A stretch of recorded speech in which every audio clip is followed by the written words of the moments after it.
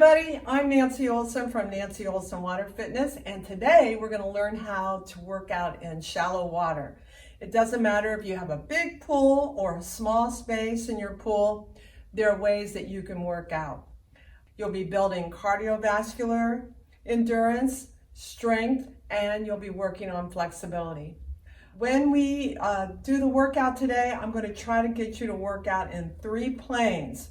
The first one is sagittal. So if you were doing a cross-country ski or just simply walking, that's a sagittal plane. We'll also be working in the frontal plane, and that would be like a jack or walking to the side. And then the third one is called the transverse plane. So if you were doing a twist or opening up your arms or anything where there's a rotation with your extremities, including your core, that would be the transverse plane. Make sure you bring a water bottle because you do sweat in the water. And then finally, at the end, you always want to cool down. So let's get busy. Let's go to the pool and I'll show you how to work out. Okay, now we're in the pool, and today I'm going to take you through 3 levels. We're starting at level 1. And for those of you that come to my arthritis class, these exercises will be especially good for you.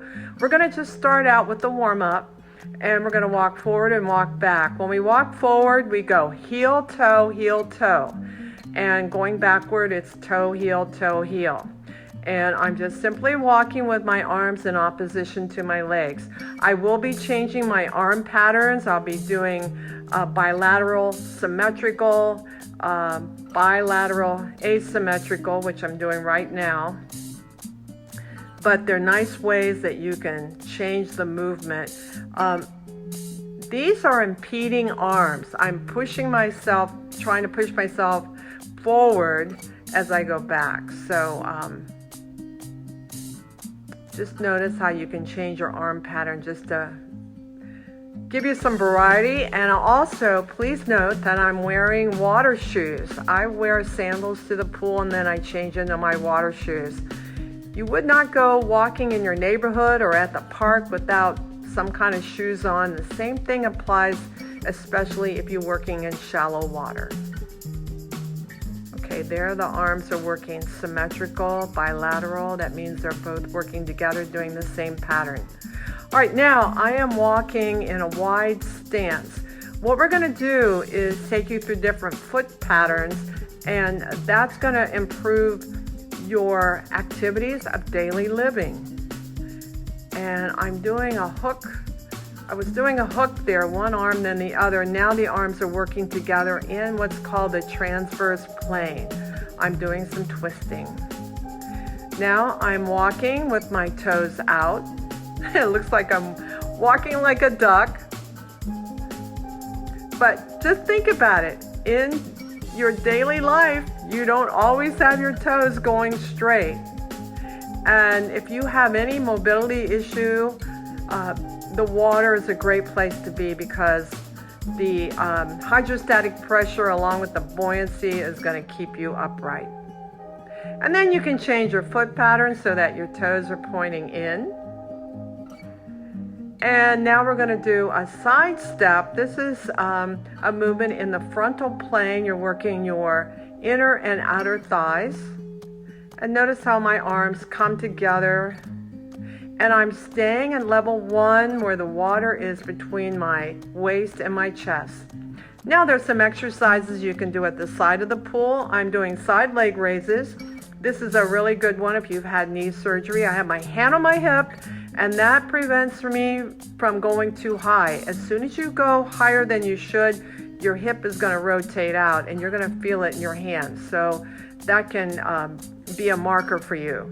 Now I'm pointing up and flexing down, working in the sagittal plane. And look at that long lever of the leg. The longer the lever, the harder you're going to work. You can bend your knees, but if you can keep your legs straight with a soft knee, you're going to be fine. And as soon as you move that leg back, as I'm doing there, you're going to engage the largest muscle in the body, the gluteus maximus. Put your hand on your on your butt, and you'll feel that engaged.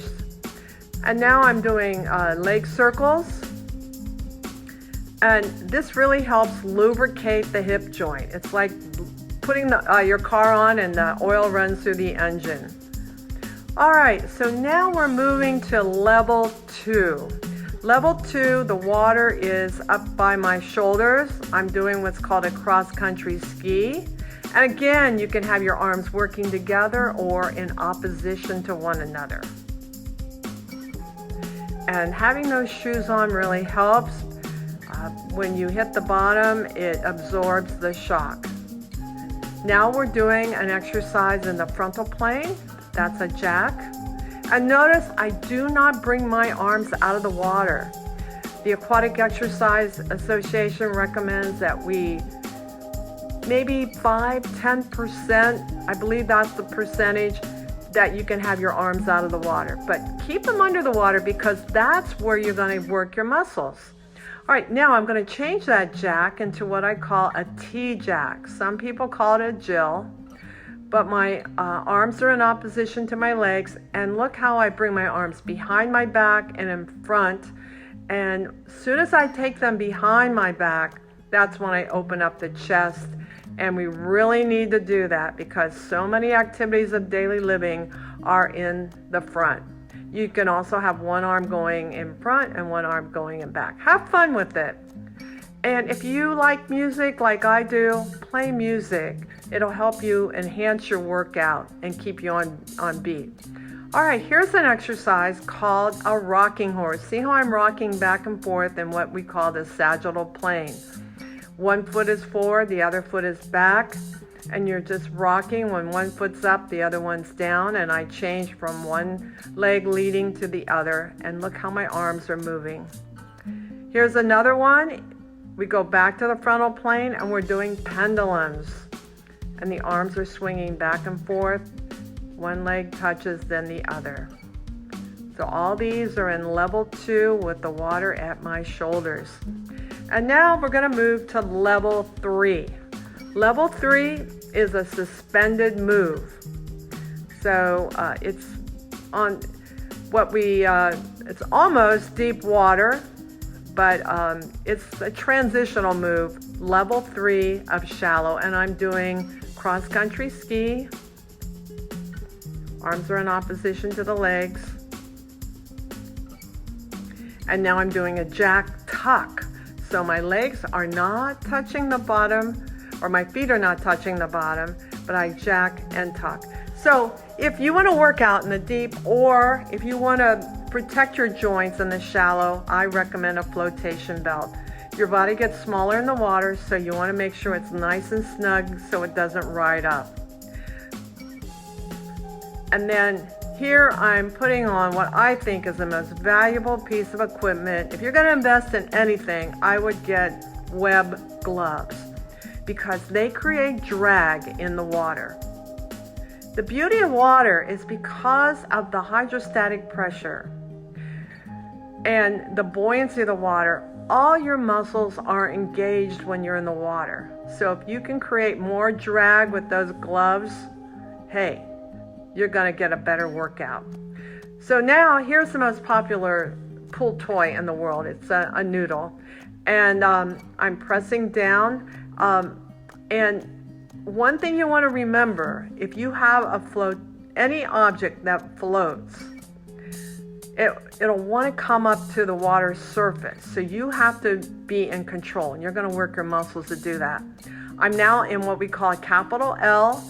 Keep your shoulders over your hips. Even though I'm sitting in an L, I have my shoulders over my hips. I was making a V, I did scissors, I can do tucks, I can pretend like I'm riding a bike, push those heels out. Here's another popular piece of equipment. These are hand buoys, and this is a great example of how you have to be in control because of buoyancy. So I'm pushing down, a floating push-up. When those hand buoys come up, I have to be the one in control. Otherwise, your muscles aren't going to be doing any work. You're just going to kind of flop there. So think about any activity we do in the gym.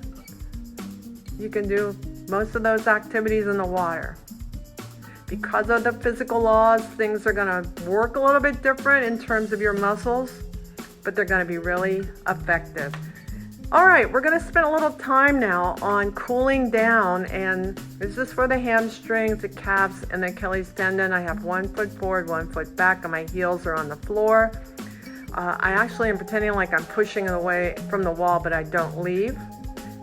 And then I want to stretch out the muscles on the front of my leg, the quadriceps. So I grasp my ankle. You want to do this on both sides, by the way. If you can't grasp your ankle, just bend your leg, and you're going to stretch those muscles on the front of the leg. And then this one I really like. Notice I have 1 foot forward, 1 foot back, and I bring my outside arm up and over my head, and this really stretches you out, and the key is to have that stance. Now, if you want to use your noodle for balance, and balance is something that can be improved, you probably can work your way up, you won't even need the noodle. We're doing that stretch again for the hamstrings, and here's the quadriceps. Remember to do both sides.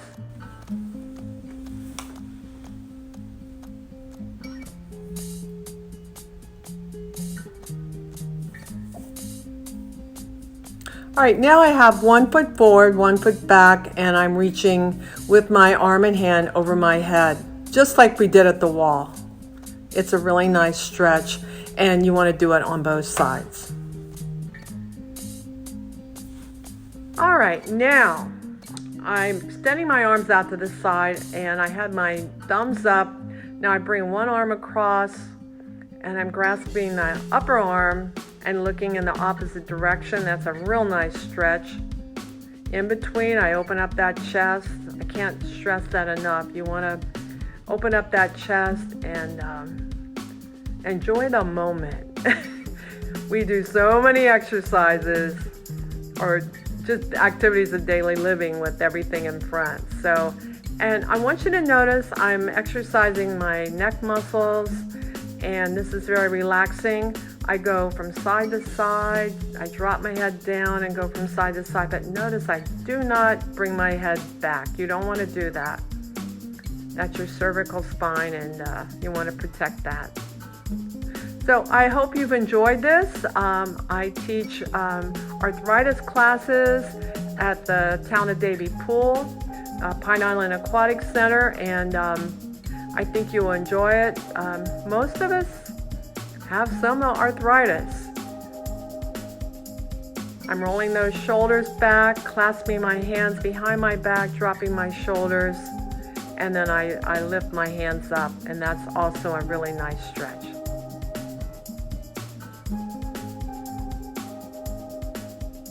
I hope you enjoyed this presentation, and maybe I will see you at the pool.